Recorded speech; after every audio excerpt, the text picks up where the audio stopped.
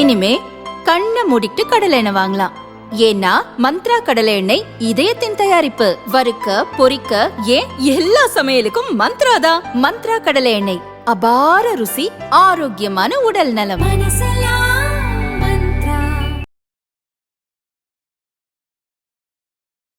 வணக்கம் தினமலர் நேயர்களே.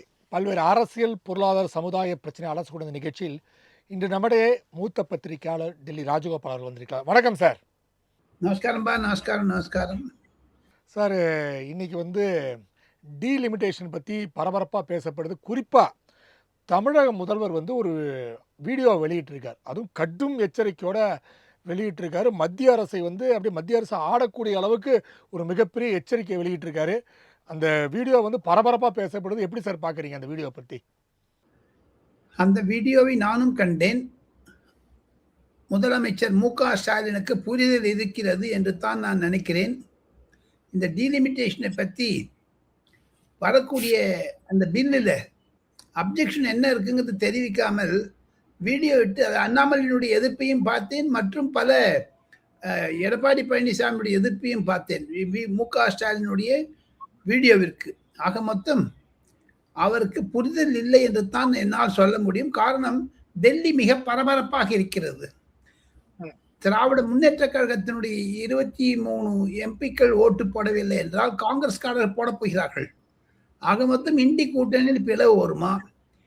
மாநில கட்சிகள், குறிப்பாக இந்த டைனஸ் பார்ட்டிஸ், குடும்ப கட்சிகள்லாம் அழிஞ்சு போனதில் வந்ததுன்னா, பெண்களுக்கு உரிமைன்னு இப்போ கனிமொழி நாளைக்கு டெப்டி ஜெனரல் செக்ரட்டரின்னு ஆயிட்டாங்கன்னு வச்சுங்க, அவங்களுக்கு 33% சின்ன உதாரணத்துக்கு சொல்றேன்.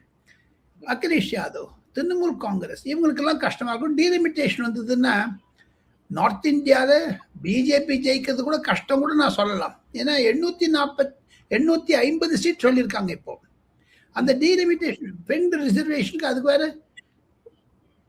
எத்தனை % கொடுத்துட்டாலும் சரி, ஏன் மாநில கட்சிகள் இந்த பில்லை பார்த்து பயப்படுறாங்கன்னு தெரியல. சோனியா காந்தி அம்மையார் நேற்று ஹிந்துவில் ஒரு பெரிய கட்டுரை எழுதியிருக்காங்க. இருந்தாலும் அந்த அம்மையாருக்கு பதில் சொல்லியிருக்காங்க. நாளை மறுநாள் 16ஆம் தேதி இந்த கூட்டம் நடைபெற இருக்கிறது, பாராளுமன்றத்தில் சிறப்பு கூட்டம். இவங்க டீலிமிட்டேஷன் பற்றி சொல்றாங்களே தவிர விமன் ரிசர்வேஷன் எதுக்குறாங்க பாருங்க. நீங்க 2027 சென்சஸ் வச்சிங்கன்னா 2034 தான் இது இம்ப்ளிமெண்ட் பண்ண முடியும். சர்க்காருக்கு மேலேயும் தப்பு இருக்கு, அப்போசிஷன் மேலேயும் தப்பு இருக்குன்னு தான் நான் சொல்ல முடியும். ஏன்னா சர்க்கார் 2023 வந்த போது அப்போசிஷன் இந்த பில்லை சுட்டி காமிச்சாங்க, இதுல வரைக்கு தப்பு இருக்கு, சென்சஸ் நீ 2027 பேசிஸ்ல பண்ணுன்னுட்டு. இப்போ 27 எலெக்ஷனுக்கு இது போசிஸ் பண்ணாங்கன்னா 29 தான் அதை இம்ப்ளிமெண்ட் பண்ண முடியும். 29 இம்ப்ளிமெண்ட் பண்ணான்னா 34 தான் it will come into operation. அது முடியாதுங்கிற ஸ்டாலின். நீ 39 பண்ணிக்கோ. நீ அப்போ உதயநிதி சீஃப் மினிஸ்டர் ஆயிட்டு அப்புறம் இன்பநிதி வந்துடுவார். அப்போ அந்த பயம்தான், வேற ஒண்ணுமே இல்லை ஜேகே. சார், இப்போ பார்த்தீங்கன்னா அண்ணாமலையே சொல்லியிருக்காரு, இப்போ 40 சீட்டுங்க, அதாவது 39 சீட்டுங்கிறது 59 சீட்டா அதிகமாக தான் போகுது, ஏன் நீங்கள் பதறீங்கன்ற மாதிரி கேள்வி கேட்டிருக்காரு. ஸோ அதிகமாக தானே போகுது அப்படின்ற விஷயங்களை முன் வைக்கிறாங்கல்ல சார், அப்பயே இன்னும் ஒரு பயப்படுறாரு. அதான் சொன்னேன், இந்த மாநில கட்சிகள், குறிப்பாக டைனஸ் பார்ட்டிஸ், குடும்ப கட்சிகள்லாம் அழிஞ்சு போடும் இதுல பார்த்தீங்கன்னா. அதை தவிர இன்னும் நான் சொல்றேன், 850 சீட் பாராளுமன்றத்தில் இருக்கிறது டீலிமிட்டேஷனுக்கு அப்புறம் சொல்லிட்டீங்கன்னா 425 சீட் காங்கிரஸ் எப்படிங்க வாங்கும்? ஆல் இண்டியா லெவல்ல இருக்குதே நாக்க வச்சுன்னு போயிட்டாங்க. நார்த் இந்தியாவில் 44 இருந்தாங்க, 50 ஆச்சு, இப்போ 90 இருக்குது, திருப்பி டவுன் ஆயிடும். அப்போ 450 சீட் ஈவன் பிஜேபியால் கூட வின் பண்ணுறது கஷ்டமா இருக்கும். எதுக்காக இந்த முயற்சி எடுத்துக்கிறார்கள் பாஜகவின் என்று நாளை அல்லது நாளை மறுநாள் அரசாங்கத்தினுடைய அறிக்கை வந்தாதான் நம்ம ஐ கேன் அண்டர்ஸ்டாண்ட் தட். இருப்பினும் மாநில கட்சிகள் பயப்படுவதற்கு காரணம் இதுதான் ஜேகே. இல்லை சார், இப்போ அவர் சொல்லும் போது அந்த வீடியோவில் இதில் என்ன இருக்க போகுதுன்னு எனக்கு தெரியல, ஆனாலும் எதிர்க்கிறேன் அப்படிங்கிறாரு. இதே மாதிரி தான் பார்த்தீங்கன்னா சிஏ என்ன வரப்போகுதுன்னு தெரியல, ஆனால் எதிர்த்தாங்க சம்மந்தமே இல்லாமல். ஸோ என்ன வரப்போகுது, அதுக்கான காரண காரியங்கள் என்னென்னு தெரியாமல் எதிர்க்கிறாருங்கன்னா, இது குருட்டாம்போக்கா நாங்கள் எது மத்திய அரசு கொண்டு வந்தாலும் எதிர்ப்போம் அப்படின்ற மாதிரி ஒரு மனநிலையில் தானே சார் இருக்காங்க இவங்க. முஸ்லிம்களுக்கு எதிராக பாஜகவை திருப்பி விட்டார்கள், கிறிஸ்தவர்களுக்கு எதிராக பாஜகவை திருப்பி விட்டார்கள். இப்பொழுது பெண்களை எல்லாம் பாஜகவிற்கு எதிராக திருத்திவிட பார்க்கிறார் மு.க. ஸ்டாலின். ஐயா மு.க. ஸ்டாலின் அவர்களே, விஜய் வந்த பிறகு தங்களுடைய கட்சிக்கு ஏன் தடுமாற்றம் என்பதுதான் என்னுடைய கேள்வி. கிறிஸ்தவர்கள் வாக்கு போயிடும்ங்கிறதுனால நீங்க எல்லாம் எல்லாமே ஒரு புது பேட்டர்ன் பண்ணிருக்கீங்க. இப்ப இந்த 850 சீட்ல அண்ணாமலை கேட்கிற மாதிரி என்ன எடப்பாடி பழனிசாமி அதே தான் கேட்டிருக்காரு. நீங்க வந்து இது இது இந்த இன்க்ரீஸ்ல இருக்கக்கூடிய சீட்ல ஏங்க பெண்மணிகள் வரக்கூடாது? தமிழ்நாட்டுல ஆல் இந்தியா லெவல்ல 543 850 கிட்டத்தட்ட ஒரு 300 எம்பிக்கள் பெண்மணிகளா வரப்புறாங்க. அது வந்ததுனால என்ன தப்பா இருக்கு?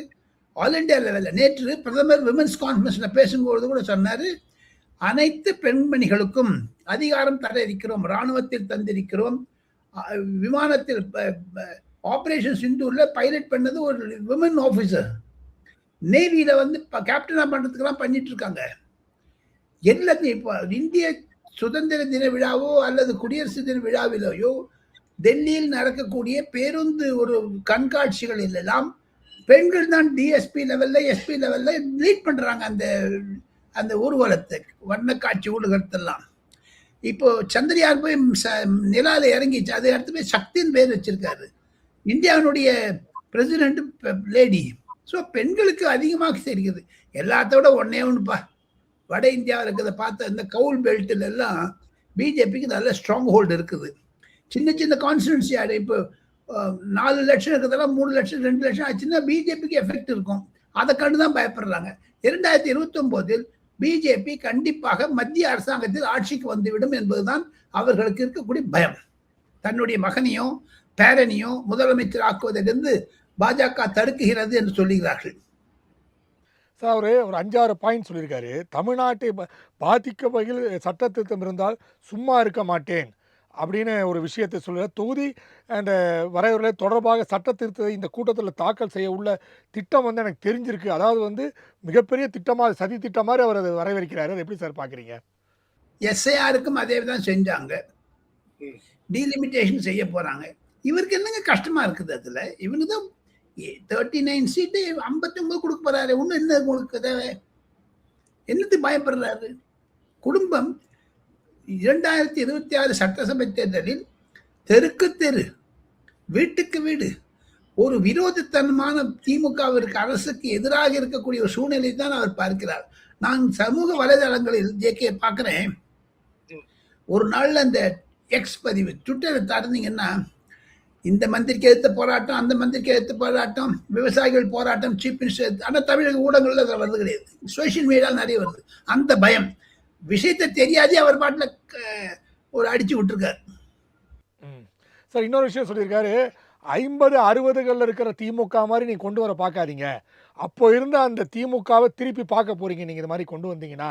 அந்த திமுக வந்து மிகப்பெரிய சக்தி வாய்ந்த திமுக. அதனால் அதோட போராட்டம் என்று வந்தால் வாசல் வரியில் வீட்டில் இருந்து தெருவுக்கு வந்து நாங்கள் போராட்டம் பண்ணுவோம் இது மாதிரி விஷயங்கள் கொண்டு வந்தா அப்படின்னு அந்த 50-60 அந்த ஆண்டு கால திமுகன்னு சொல்கிறாரு.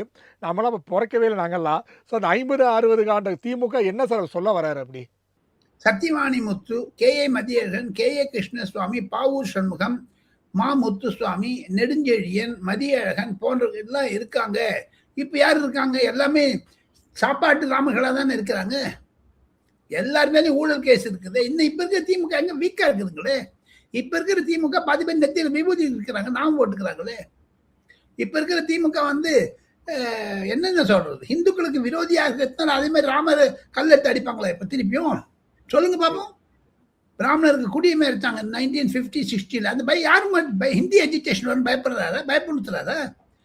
அதுக்கு மாண்புமிகு முதலமைச்சருக்கு ஒரே ஒரு வேண்டுகோள், மத்தியில் 15 ஆண்டுகளாக ரஃப்லி 12 இயர்ஸ் ஆயிடுச்சு இப்போ பிஜேபி ஆட்சிக்கு வந்து.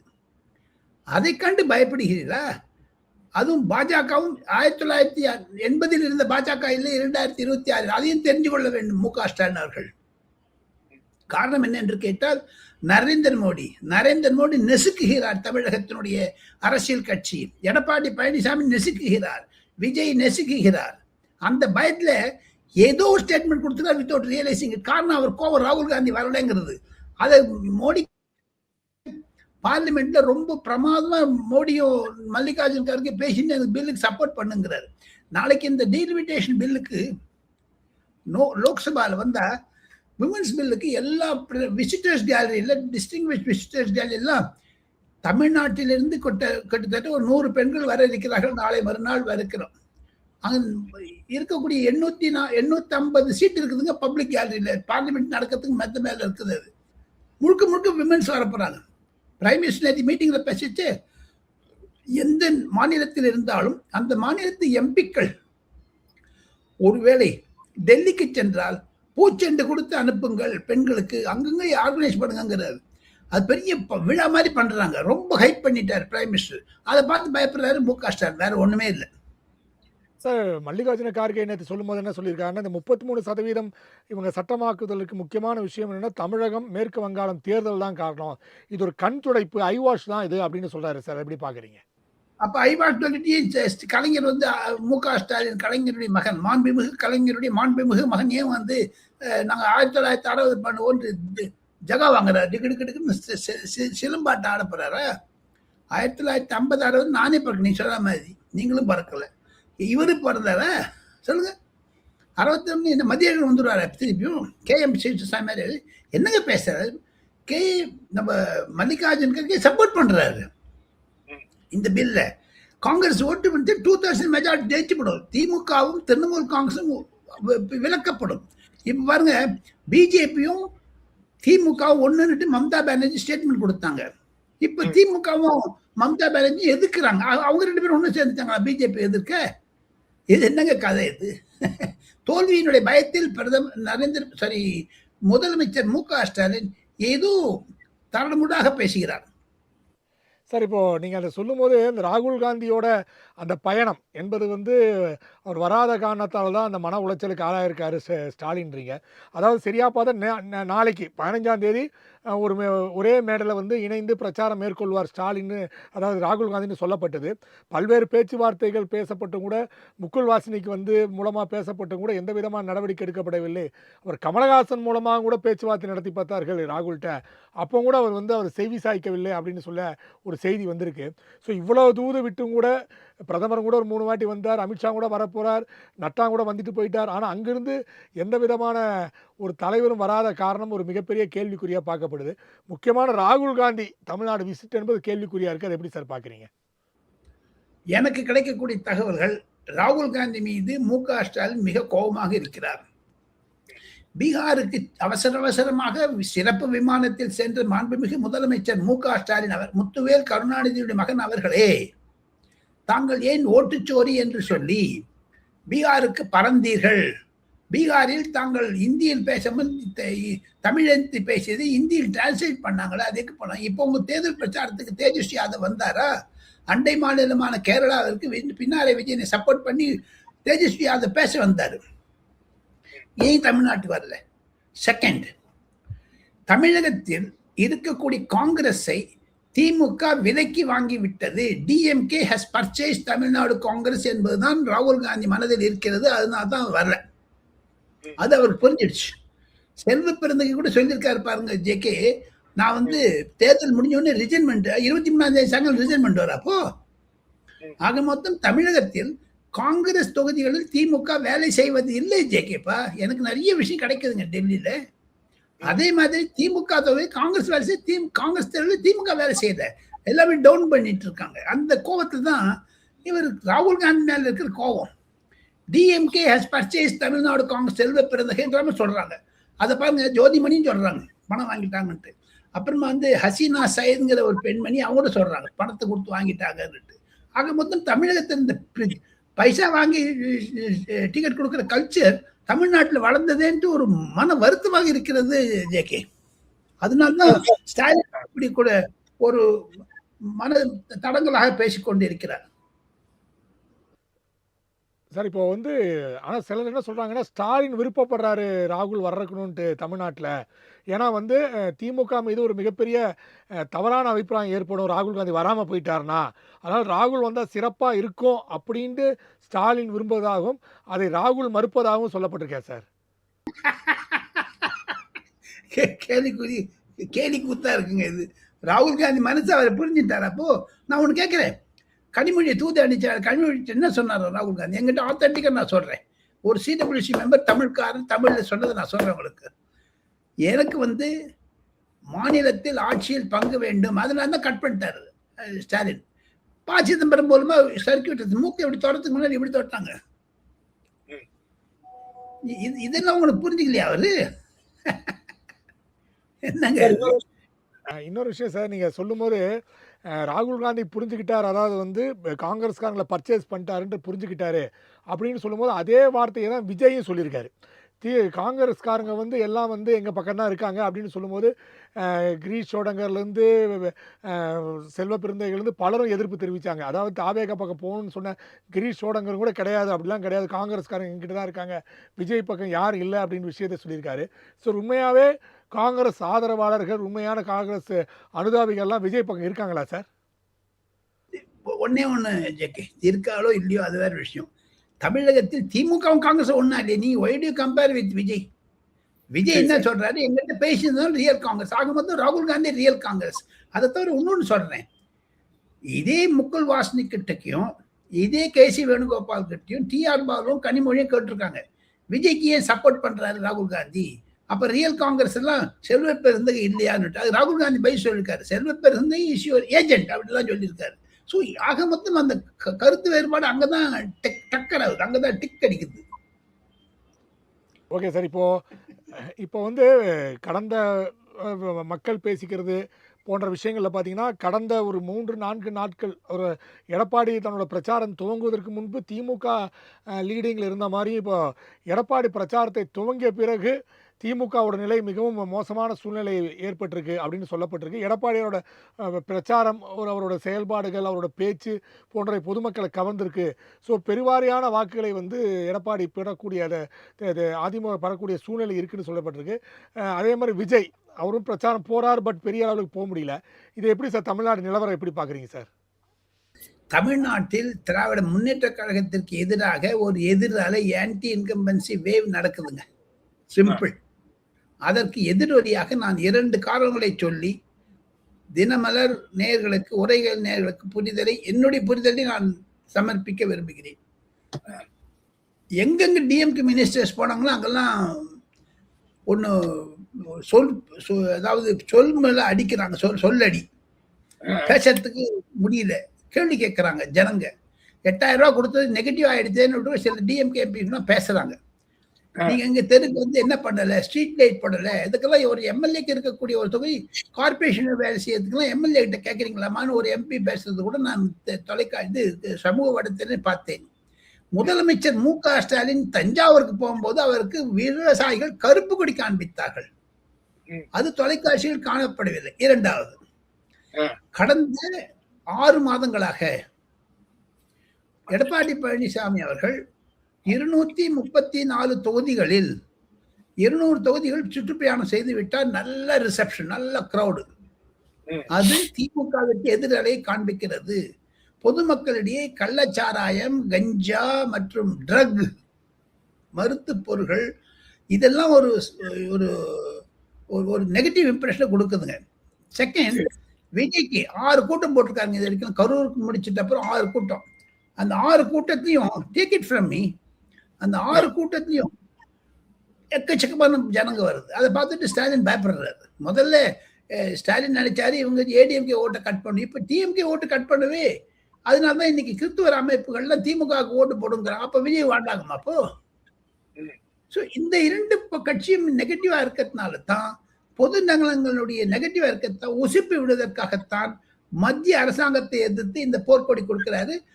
தயவு செய்து மு.க. ஸ்டாலின் அவர்களுக்கு தெரிந்து கொள்ள வேண்டும், நரேந்திர மோடி அவர்கள் இந்திரா காந்தி அல்ல, ஜவஹர்லால் நேரு அல்ல, அவரை விட மிக மிக ஒரு தாழ்மையான குணத்தை இருந்தவராக இருந்தாலும் நரேந்திர மோடி பார்த்து மு.க. ஸ்டாலின் விரலை காண்பிப்பது, கோபத்தை காண்பிப்பதெல்லாம் 23ஆம் தேதி தேர்தலுக்கு பிறகு, மே 5ஆம் தேதி தேர்தல் அறிவிப்பு, அதாவது முடிவு வந்த அடுத்த நாள் பார்க்கலாம். காரணம் என்ன என்று கேட்டால், நரேந்திர மோடிக்கு இது வரைக்கும் பாருங்க 3 times has become பிரைம் மினிஸ்டருங்க.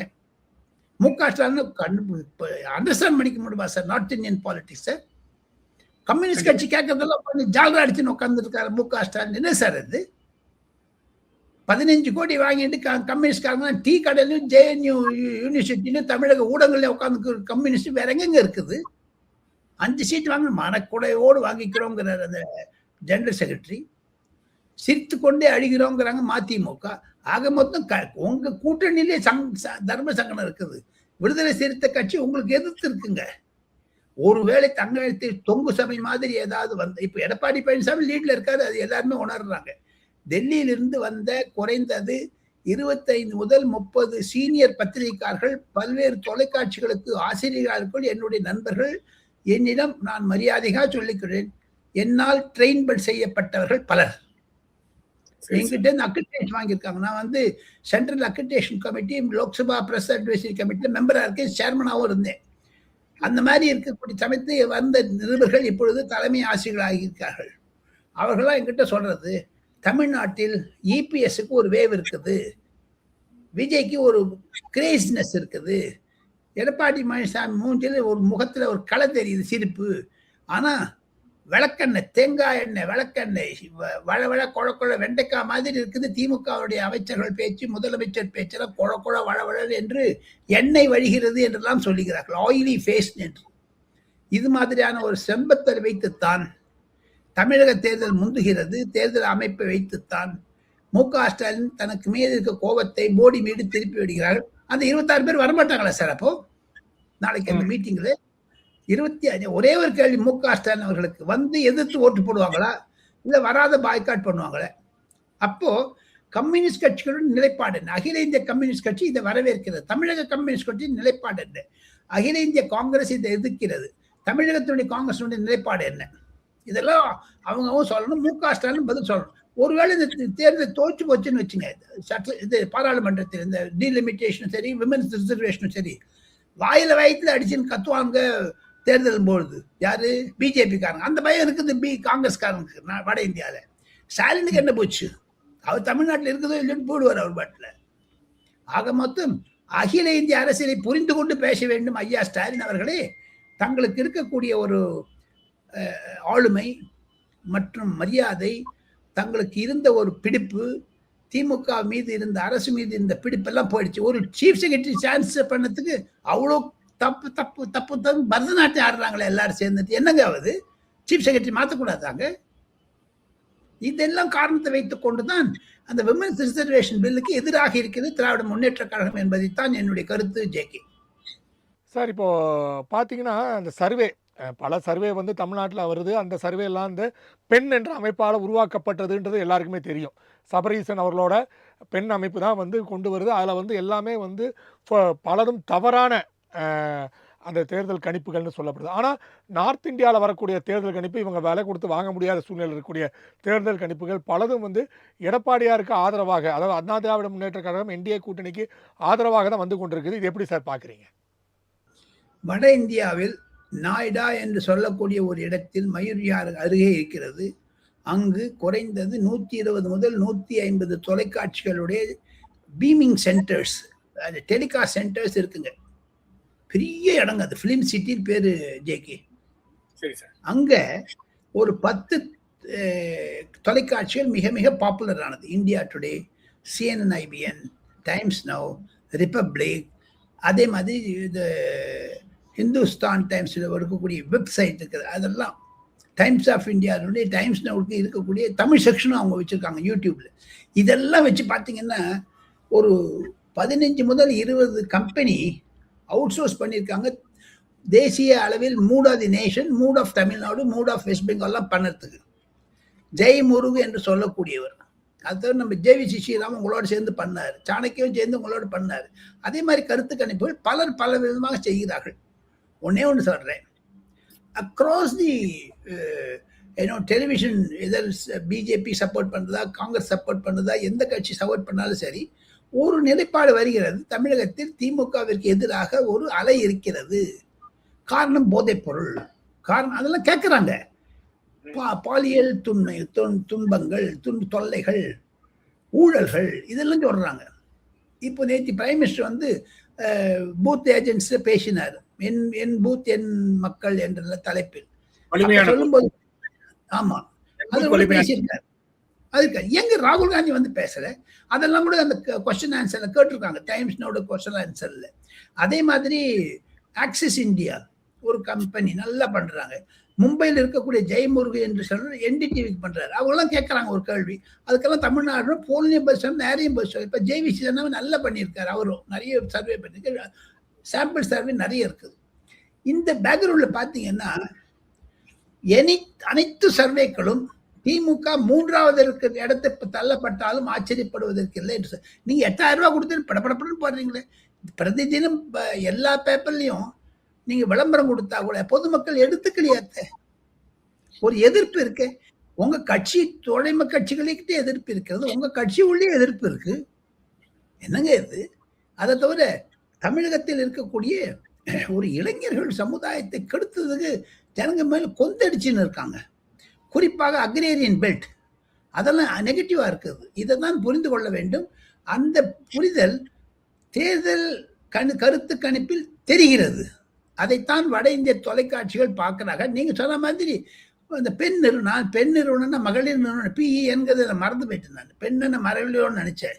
அந்த மகளிர் மகள மாதிரி சபரீசன் வச்சிருக்காரோன்னு நினைச்சவரு. ஆனா அந்த பெண் நிறுவனத்திற்கு டெல்லியிலும் பல கிளைகள் இருக்கின்றன. தமிழகத்திலிருந்து டெல்லியில் வேலை செய்த தமிழ் பத்திரிகையாளர்கள் கூட பெண் நிறுவனத்துக்கு டெல்லியிலேருந்து வேலை செய்யற மாதிரி ஒரு காட்சிகளை தோற்றம் அடிக்கிறார்கள். ஆனா எல்லாமே டவுன் ஆயிடுச்சே.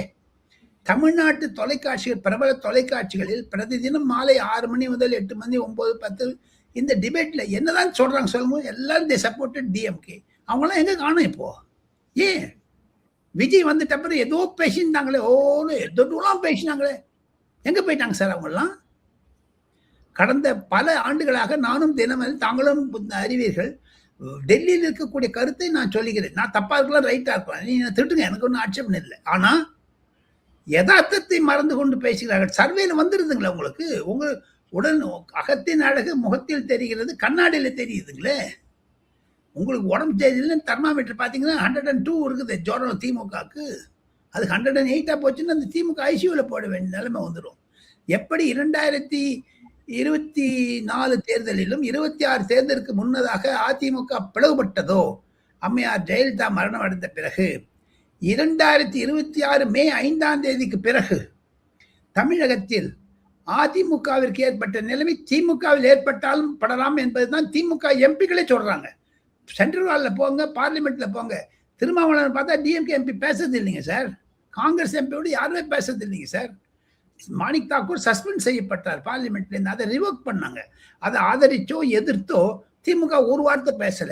காரணம் என்ன என்று கேட்டால் அந்த 23 எம்பிக்களில் பலர் ஒருவேளை உதயநிதி ஸ்டாலினுடைய ஒரு ஆதிக்கம் அந்த எம்பிக்கள் மீது இருக்கிறது. அதனால்தான் அவங்க காங்கிரஸ்காரங்களை பார்க்கறது இல்லைங்கிற ஒரு கருத்தும் ஓடிக்கொண்டு இருக்கிறது. வட இந்திய தொலைக்காட்சிகள் இருக்கக்கூடிய சீனியர் ஆசிரியர்கள் என்னிடம் சொல்லுவது, Vijay has got lot of crazy followers. அது ஓட்டாகுமா? ஆனா எடப்பாடி பழனிசாமி கிட்ட வர கூட்டங்கள்லாம் மெச்சூர்டா இருக்குது, அவருக்கு நல்ல ஒரு பம்ப் இருக்குது, ஒரு எதிர்ப்பு இருக்கிறது, அதாவது ஒரு உணர்ச்சிகள் இருக்கின்றன என்றெல்லாம் சொல்லுகிறார்கள். இதுதாங்க ஒரு சர்வேயை பற்றி ஒரு round up for Dinamalar viewers. Okay, நன்றி சார். உங்க நேரத்தை ஒதுக்கி எங்களை பேட்டி எழுதி மிக்க மகிழ்ச்சி. நன்றி சார்.